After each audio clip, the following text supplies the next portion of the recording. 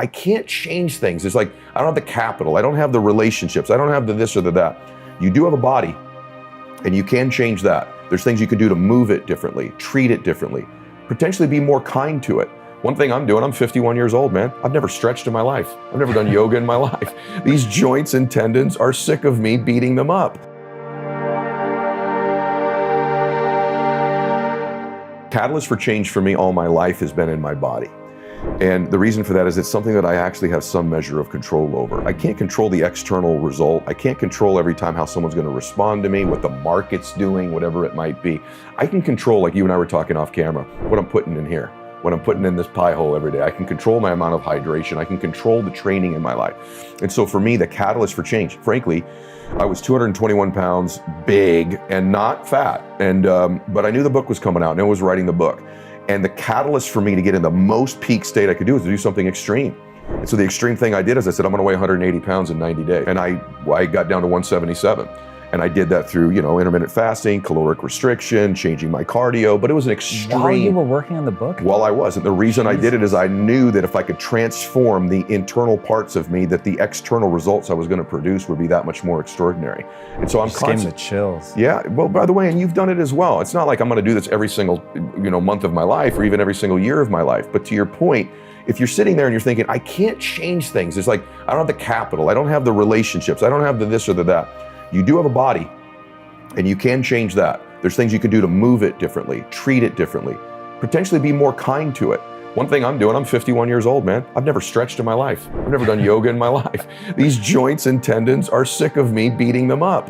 And so one of the reasons I got a little lighter, a little smaller, a little bit less taxing on it, and I'm giving myself the gift of great stretching, great yoga. I'm doing massage now. I'm doing things to be kinder to my body as well. And this may sound really hokey and cheesy. I find myself, this is a strange thing to word it, but I find myself being a little bit more gentle with myself. When I'm so aggressive in the gym all the time, there's a transfer of that even in my life where I'm so aggressive and intense on myself, which I love that part of me. But I've had 51 years of that. And so now I'm like, you know what? I'm being a little more kind to my body, a little bit more gentle with it. And I find myself, when I give a speech, usually I'll beat myself up. I could have done, you do the same thing. I should have done this, I should have done that. Leave a meeting, leave a podcast. Why didn't you say this? And I've just beat myself up all my life, just like I do in the gym. Recently, I find as I treat my body differently, I'm treating me differently. I'm like, that's okay, bro. You got the next one. That wasn't so bad. I'm sure you still made a difference. I've never said those words to myself in my life. Because I've always thought, if I let go of this beating myself up, that's part of my recipe, part of my formula. The truth is, I've probably been successful in spite of the way I've treated myself, not because of it. I never afforded myself or was afforded to be a boy in my life, to ever really have a bunch of peace or bliss in that life. And my dad got sober, and you know that, and he was my best friend. But that part of my life was taken from me. I never had it. So I don't have to worry about Ed Milet's, drive or ambition or any of those other things. I got to worry about this dude hurting himself, metaphorically, but actually theoretically too, in any possible way. And so you just got to know yourself. If your default is you'll cool it, then you know what? The worst thing you could do is give yourself a break. You're wired like me, and you beat yourself to a pulp all the time, and you think you can do that, and there's some point in your life you'll fray. And there's just a part of your brain, man. The neural parts of our brain are telling us, man, can you give me a little dopamine?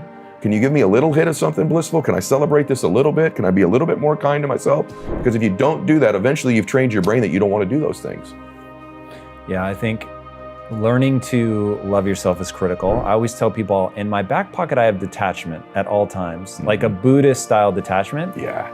Because at the end of the day, the only thing that matters is how you feel about yourself when you're by yourself. Success, money, all those things ultimately are irrelevant. If you hate yourself and you're rich, you're still gonna have a terrible life. You got it. So I think that's really important. There's an idea that was introduced to me by Jordan Peterson that blew me away. And in fact, the first time it got teased was Firas Zahabi. Do you know him? Yeah. Okay. Yeah. So for people that don't know, he trained George St. Pierre. Yeah. He's an incredible MMA guy. And I had the very good fortune of meeting him, interviewing him, and actually rolling jujitsu with him. The one and only time I've ever done jujitsu. It's with him? Was with him. It was fucking insane. One really, really cool experience. And he was saying this idea that Jordan Peterson ended up putting really concrete words around, which is that he wanted to, God, how did he put it? Like basically, I want to be able to choose kindness. And he said, to choose kindness, I have to be capable of great violence. Because if somebody comes and tries to push me around, I can be kind because I know I can defeat them. Love it. And so Jordan Peterson was like struggling with this idea of the meek shall inherit the earth, which is the man of faith you understand very well. In fact, you say in the book, if I'm not mistaken. I do. And Jordan is like, I've always struggled with that idea because most of us interpret meek as weak. And he said to the idea of the weak are going to inherit the earth, he's like, nothing tells me that that is true. And in fact, the weak get pushed around. And he said, but he looked up a more ancient interpretation of the word meek, and it meant to be capable of extraordinary violence, but to keep your sword sheathed. Love it. And he said that person really will inherit the earth because they can defend themselves and they're choosing kindness, compassion, whatever, but they actually have the choice between I could fight and win, or I can diffuse the situation because I know that I'm capable that if it breaks down, it can go to that place. Brother, see, you're so brilliant. When you introduced me, you could have said a lot of different things about me, but the thing that you said was something along the lines of my kindness and my genuineness. And the only reason that stands out with me, with people, I don't know that I'm more kind or gentle than the average person. That only stands out because I do appear to be so strong physically. And you are actually intense. Right, like and I'm actually a super intense dude. And so you're so right. By the way, the things I love about human beings are their contrasts, are their complexities. And so I always say all the time, I have my best friends are like you. They have tremendous amounts of self-confidence with this unbelievable abundance of humility. And they know how to toe the nuance of those two things. They somehow toe that line beautifully. We all have friends that are tremendously self-confident, have no humility. They're not curious, they're not growing, they're probably gonna burn out, they're probably gonna have to make an ego mistake that's gonna hurt them. Why do you think humility works so well? Well, humility keeps me curious. Humility keeps me connected. Lack of humility breaks a connection with another person. Lack of humility, it causes you to not want to learn and grow. Like, you identify yourself as a learner. Only somebody with a tremendous amount of humility who knows they don't know everything would want to be a learner. And so the very things that I think cause me to grow and expand are the very things that keep me humble. People ask me often, now that you're 51, you wrote this book, there's all these things in there that you know. What have you learned as you're 51? And truly what I've learned more than anything is what I don't know. That the older I get, I realize how little I do know. I can write a book that's 280 pages and pretty much everything I know is in that book.